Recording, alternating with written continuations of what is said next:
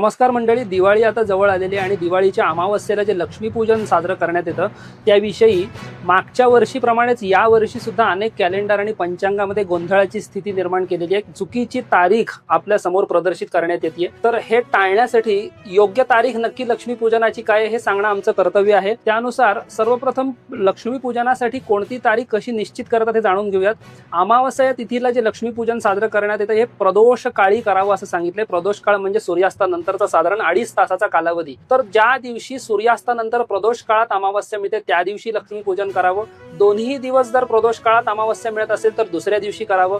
दोन्ही दिवस प्रदोष काळात मिळत नसेल तरीही दुसऱ्या दिवशी करावं।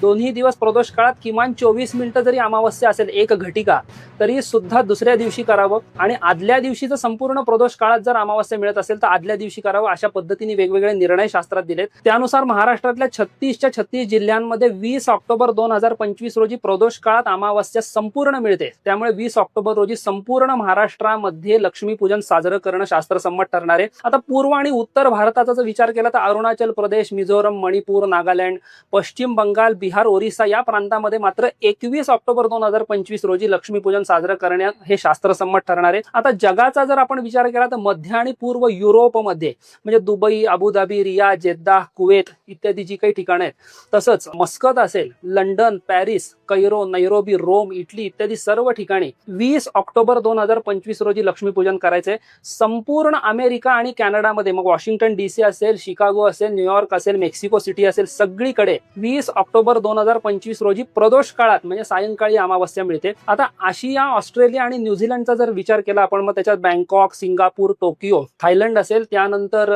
सिंगापूर, सिडनी या सर्व ठिकाणी 21 ऑक्टोबर 2025 रोजी लक्ष्मीपूजन करायचं आहे। आता हे नक्की कोणत्या काळात करायचं असतं तर तुम्ही ज्या गावी राहता त्या सूर्यास्तानंतर पुढचे जे 2.5 तास असतात तो प्रदोष